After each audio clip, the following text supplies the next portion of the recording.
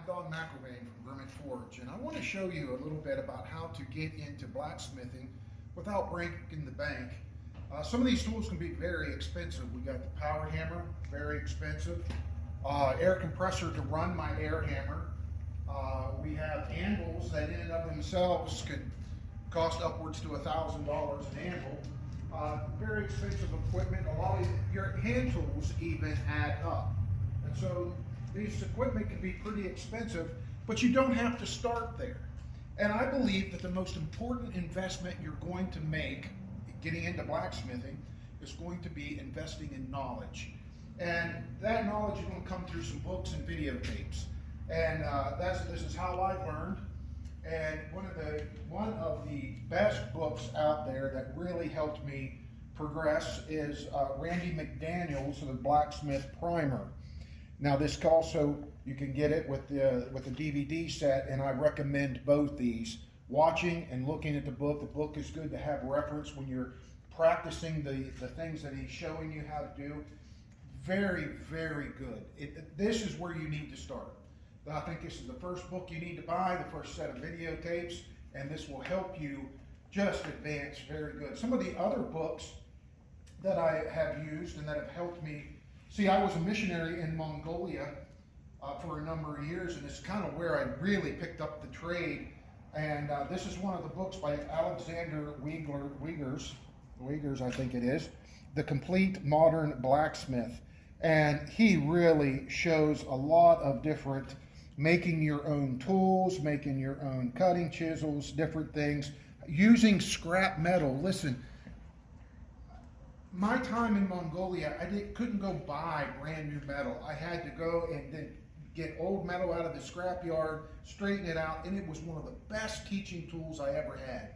Just using scrap metal, learning what was in that metal. How do you use the grinder to test how much carbon is in it? All these books will show you these particular things, and this particular book will show you about forges, making forges and different things. It's really a very helpful book, The Complete Modern Blacksmith. Another book that was very helpful, kind of in the history of blacksmithing, and really just getting the background of it, is the Beginning Blacksmithing, One Mississippi Journeyman's View. And interesting book, talking about setting up shops and different tools, different things like that can really kind of help you. This book really gives a lot of history of the blacksmith and different things that I found very interesting, very helpful. When I come back from Mongolia, I was able to go to Frank Turley's shop down in New Mexico when he was alive. He's gone now, and was able to take a 3-week course with him. And one of the books he recommended was a book that really helped him get started into the craft, and is the Plain and Ornamental Forging. Plain and Ornamental Forging. He even autographed my book for me. For Don McElvain, book recommended by Frank Turley. And it was really a great class, and learned a lot from him. So that's a good book recommended by Frank Turley, the granddaddy of the modern blacksmiths. And here's another book, a lot about the art of blacksmithing that I think is very important to have. Alex Bigler. And Turley told a story about how he got the Alex Bigler Award. And one of the other blacksmiths said, "You know why you're getting the Alex Bigler Award, don't you? It's because he died first. Had you died first, he'd be getting the Turley Award." And that was kind of a funny little anecdote that he shared with us. But the art of blacksmithing got a lot of history, a lot of different things in it that I think will help you as well. Now, starting off with just a hammer and an anvil, boy, these videotapes are very, very helpful. This is with Bill Ebbs, and you can get this whole set. Forging animal heads. Hey, you know what? We want to learn, but we want to have fun too, and I don't think there's anything more fun than forging an animal head. Hey, I need to make some tools. How about making tongs with Bill Ebbs?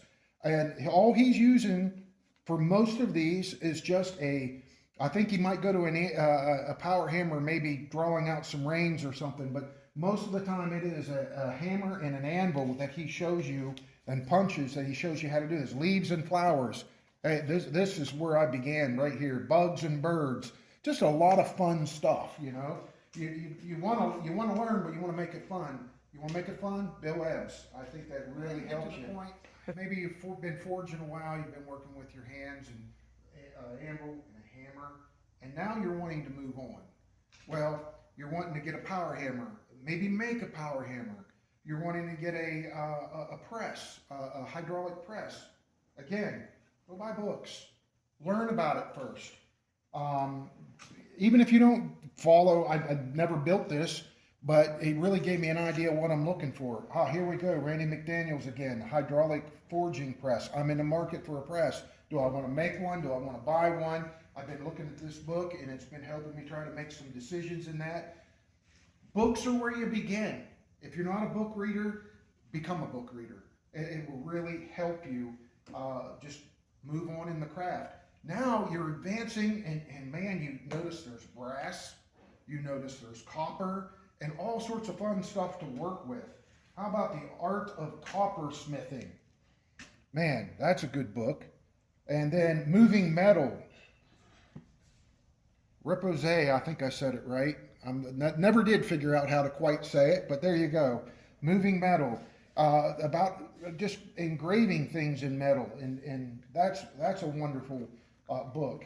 Here's some more things that you can look at here for beginning blacksmiths, and just things that will help you to grow. Now we're going to talk tools for a minute. What do we need to get started? We need a hammer. And you can go down and buy a nice cross-beam hammer. Here's one I haven't done much with. Go down and buy a cross-beam hammer from the store, and it'll come with a little sharper of a peen on it and a little straighter face. You can take these, and no matter what you pay for them, and you can make them work. And the thing that you want to do, and Randy McDaniels will show you how to dress up your hammer, and you put it on the sander and sand that face, make it kind of a little rounded. You round off the real sharp cross peen on your hammer, and this will work just fine for you. So you get your hammer. Next thing you need, something to hold that hot steel. And you can go to any farm store, and they will have a set of horseshoe tongs, farrier tongs. They make to grab horseshoe. This is a good way to get started. Now, you get the Bill Epps video, and he'll show you how to make all sorts of different tongs, and that's just one of the basic things that you begin to make. So you got your tongs. How about an anvil? Do I need to spend a lot in anvil? And you got to be careful, because there's tool collectors that run these prices way up. They want to sell them by the pound.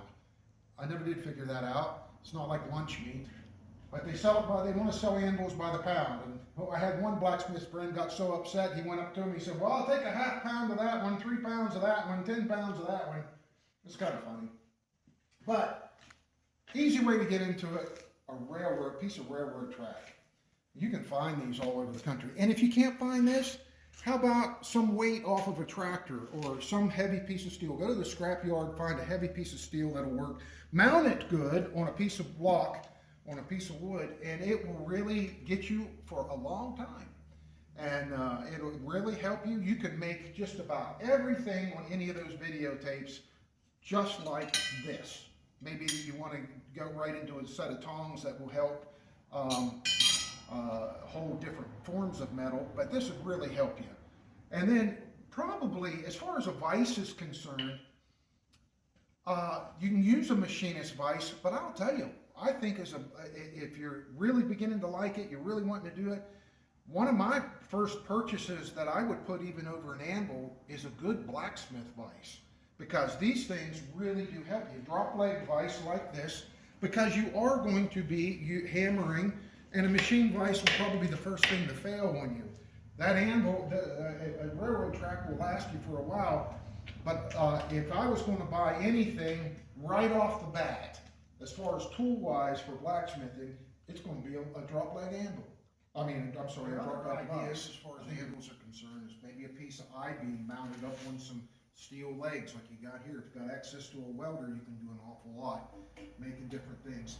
I use this all the time. Even though I got really nice anvils, I still need a longer space at times, and this I-beam helps me for my tongs and fireplace pokers, straightening things out, big things, has really been a great help. Also a wonderful layout.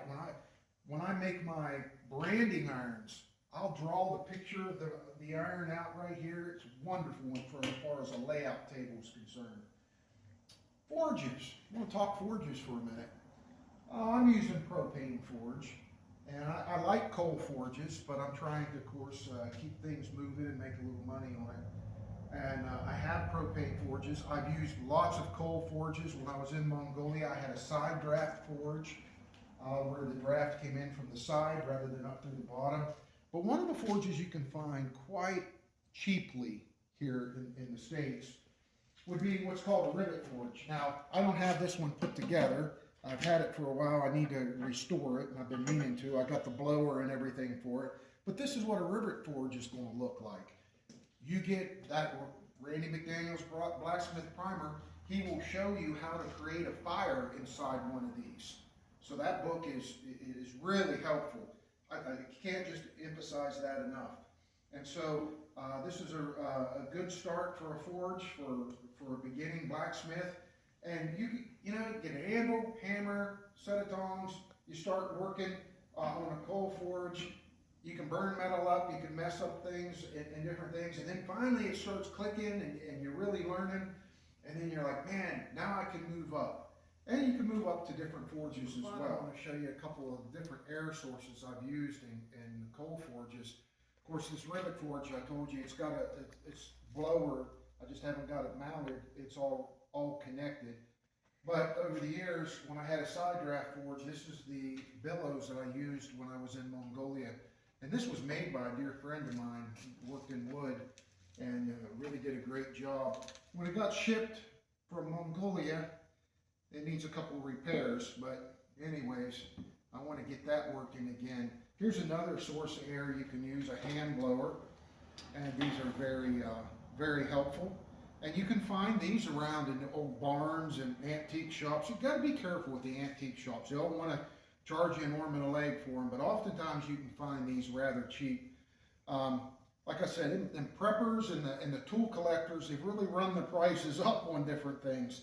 And so just find what you can use, and just, it's a journey. You're not going to arrive overnight. And so as someone interested in blacksmithing, it's just going to be a journey, and a fun journey. Make it fun.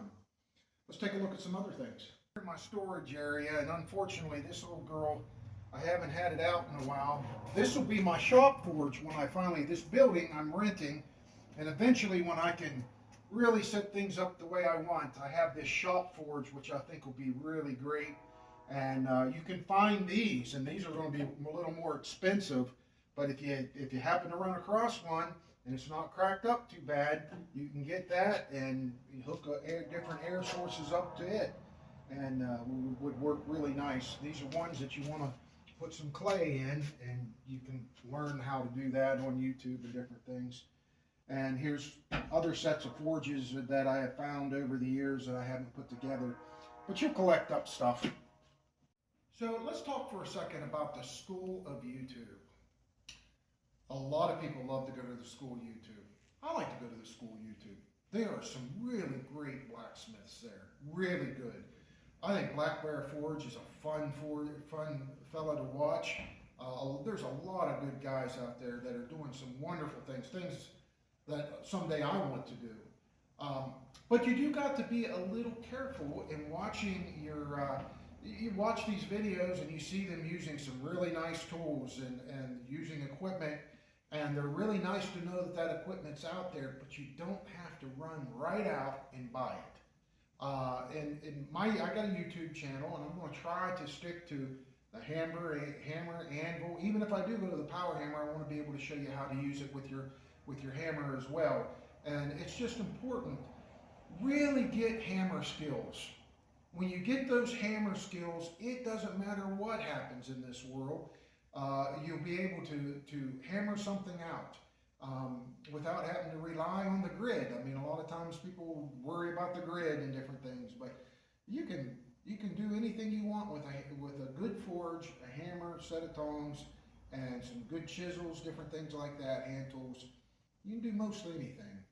A little bit more work, that's what these bigger equipment, they do save time, I will tell you that, but you don't need it right away. On my website, grimmettforge.com, I have a lot of this information that we're going over today in a blog. And another thing I mentioned in that blog is about going and learning from other blacksmiths. And I tell you, that has been a real blessing over the years. I've had some good blacksmith friends. Fred Hunter, back in West Virginia, was a blacksmith that got me started in this journey that I have taken, and helped me out so much over the years. And I just can't thank Fred Hunter enough. And then also there's a man, Jack Miller, a good friend of mine back in Ohio, that I learned a lot from. And great guys. And these are fellows that you're not going to find them on the internet. They are just working in their little shops, and you just got to look, search these guys out, other people out that can help you. Of course, Frank Turley, going to his school in New Mexico back in 2013. That was just a great time, just learning from other blacksmiths. And they want to teach you. Now, I will tell you this, they don't want to be taught by you. I've had a lot of young smiths come in and want to teach me from things that they had learned on the school YouTube. Well, they come to me to learn, and they end up wanting to teach.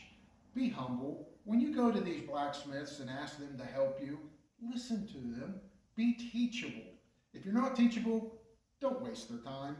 But they will be more than happy to teach you anything they know if you will just listen. And that's probably one of the biggest advice I could give you as far as wanting to learn blacksmithing.